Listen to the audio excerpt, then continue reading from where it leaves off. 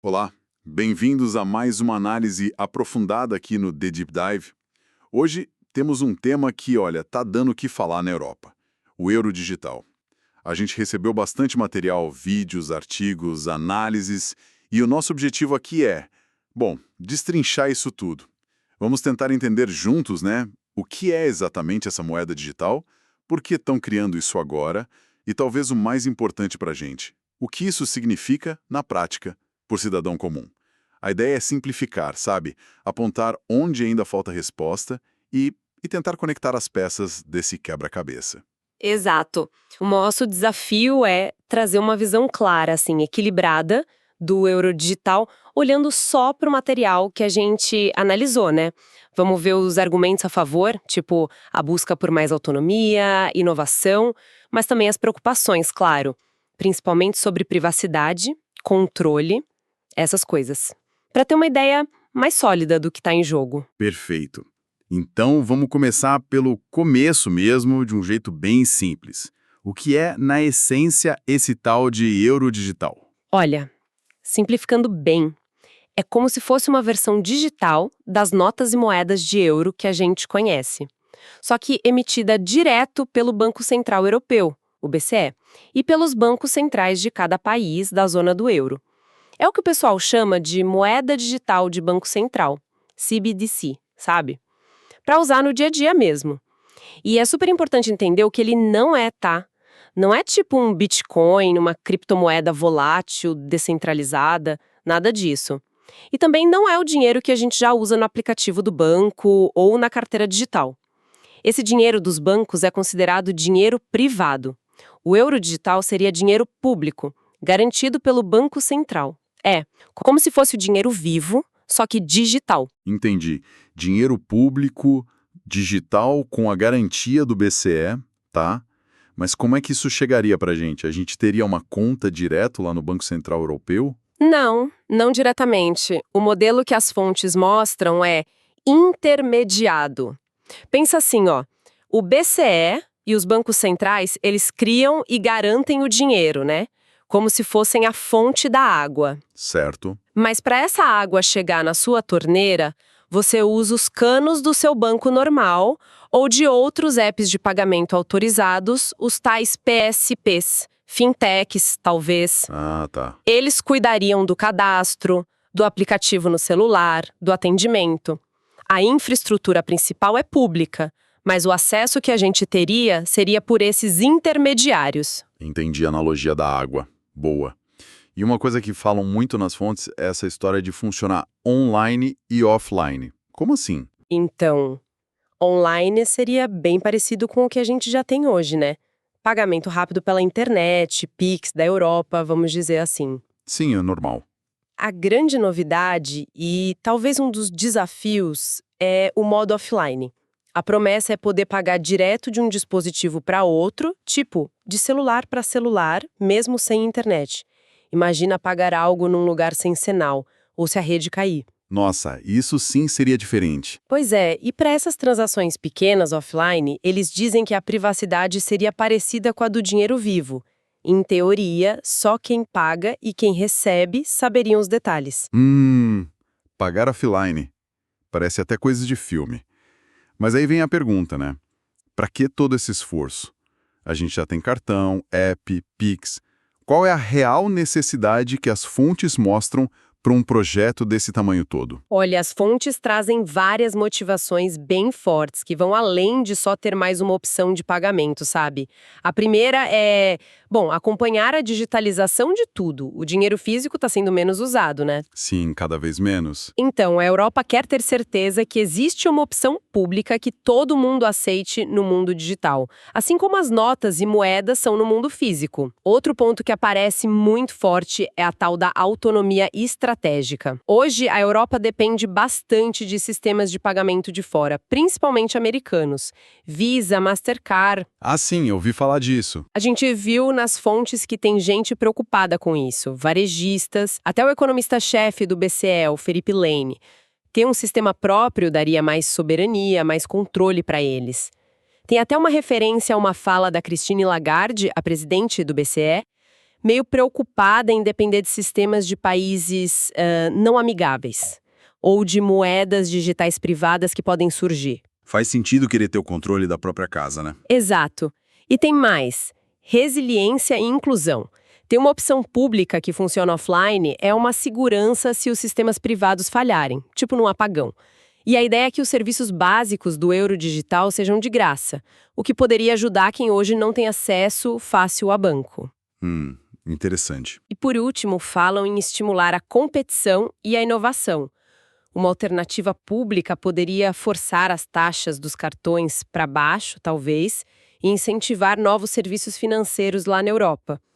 Algumas análises, tipo a do Mark Vidal, até colocam isso num contexto de instabilidade global, sabe? Sugerindo que as tensões no mundo podem estar sendo usadas para acelerar o projeto. Entendi as motivações. Autonomia, resiliência, competição. Mas é aqui que a coisa começa a complicar, né? Porque as fontes também trazem um monte de preocupações, debates acalorados. Parece aquele dilema. A tecnologia que ajuda também pode vigiar, controlar. Exatamente.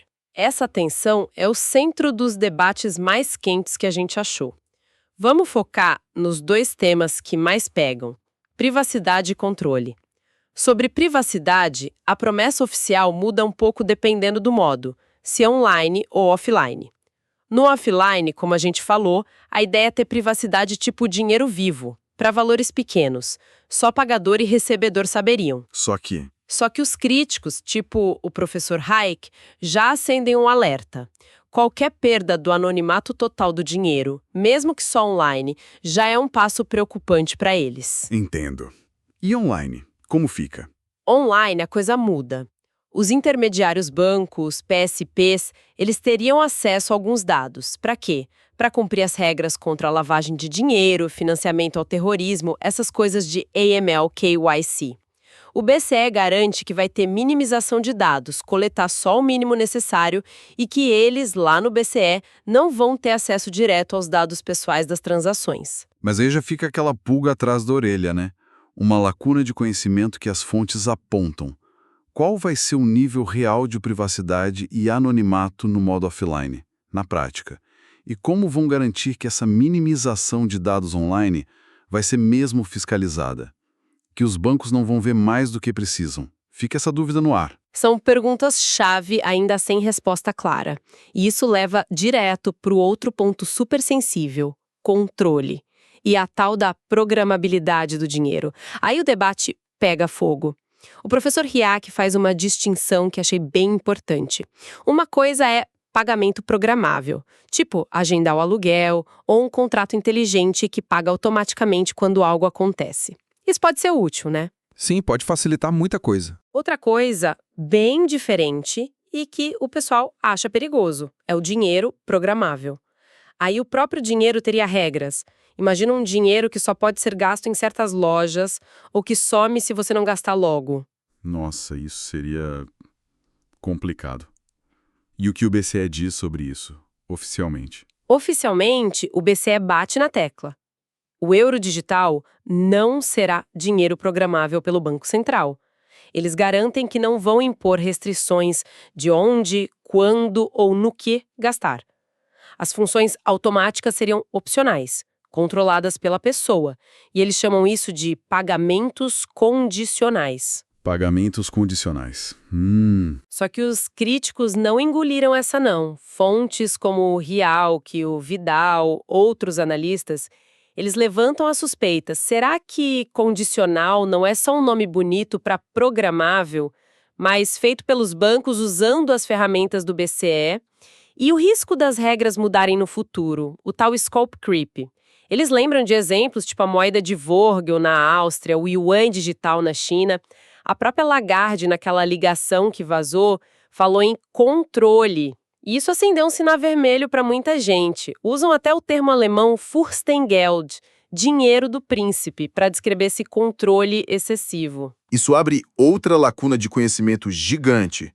As leis que vão proibir essa programabilidade pelo BCE, elas vão ser fortes mesmo? Vão durar? E quem define as regras desses pagamentos condicionais dos bancos? É uma questão de liberdade individual, no fundo, né? Totalmente.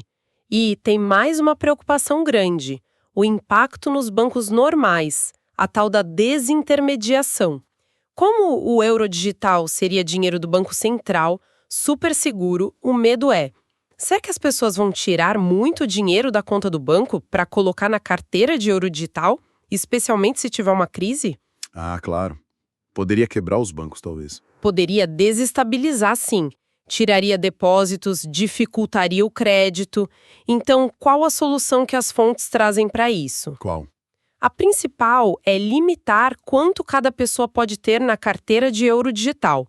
O valor exato ainda não está definido, vai depender da lei.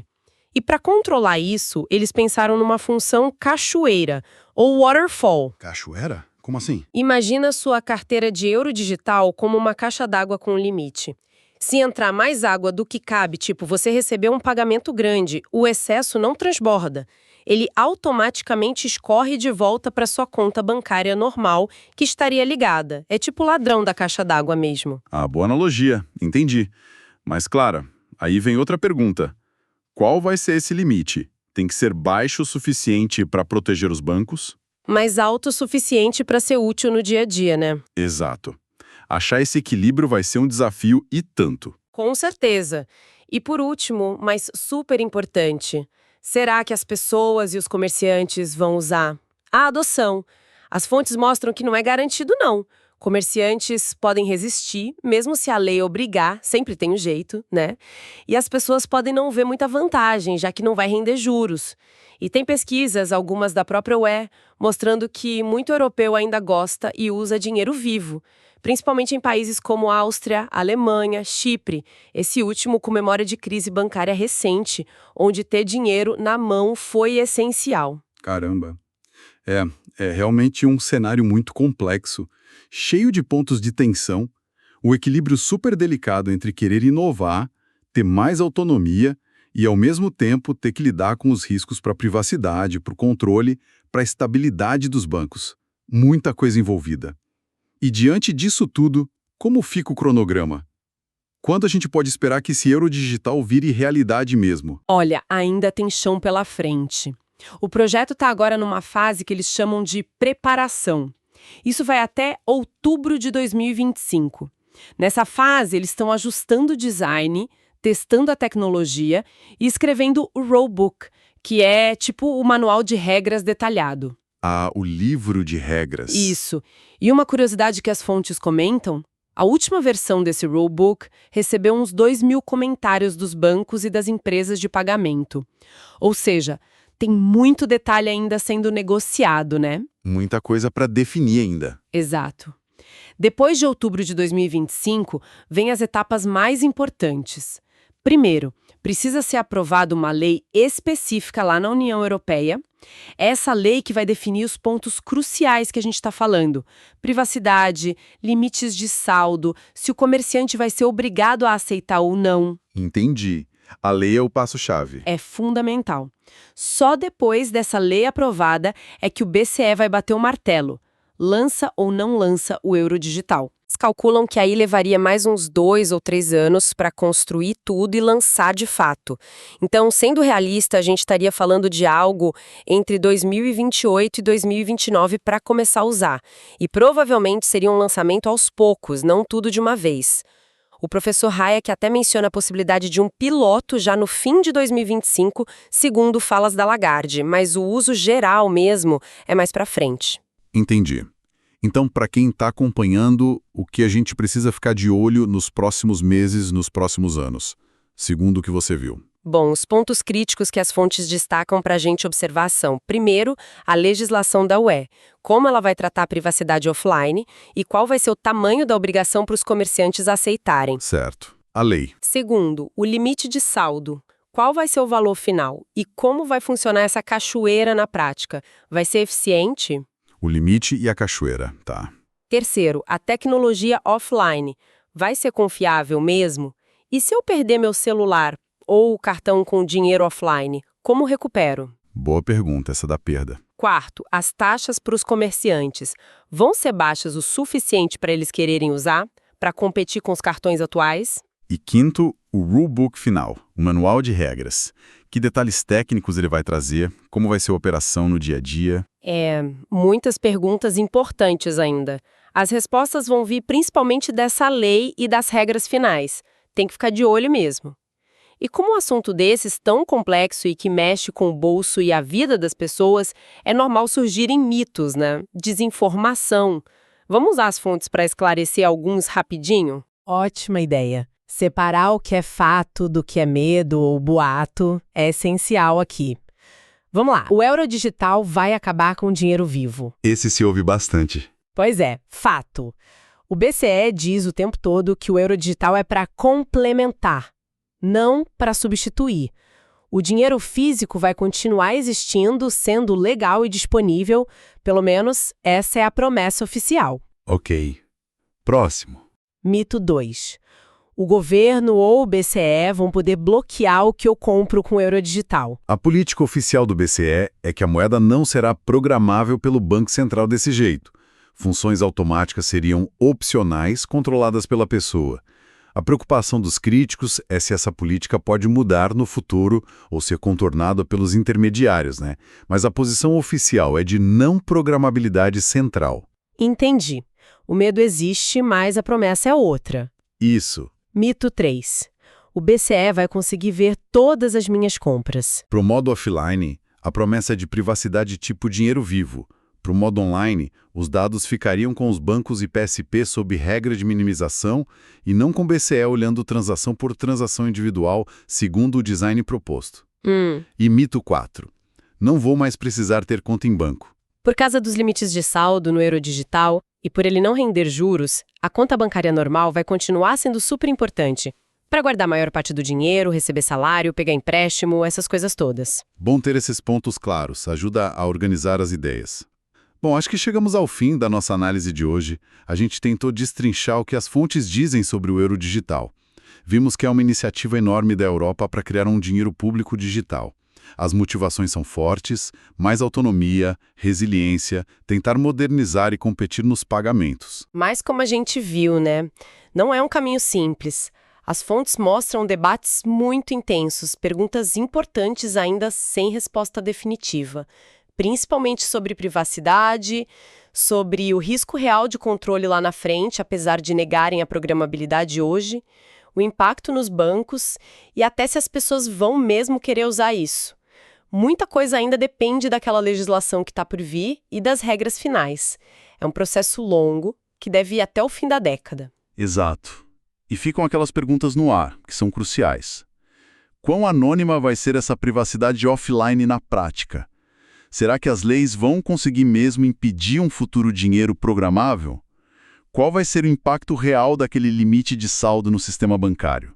São pontos para a gente continuar acompanhando de perto. E, para fechar, talvez uma reflexão que as fontes mais críticas provocam, né? A tecnologia digital é incrível, oferece possibilidades enormes, mas também cria novos riscos, novas formas de poder. Se a gente olhar para a história do controle sobre o dinheiro e para o potencial da tecnologia hoje, será que existe um risco real, mesmo com todas as garantias atuais sobre privacidade, sobre não programabilidade? Qual o risco de, no longo prazo, esse dinheiro digital acabar virando uma ferramenta de vigilância ou de controle social maior do que a gente imagina hoje? E talvez mais importante, como nós, como sociedade, podemos participar da construção e principalmente da fiscalização desses sistemas para garantir que eles fortaleçam e não limitem a nossa liberdade individual? Uma pergunta forte para a gente terminar e pensar a respeito. Esperamos que essa análise detalhada das fontes tenha sido útil para entender melhor o euro digital e tudo que está em jogo. Obrigado pela companhia e até a próxima.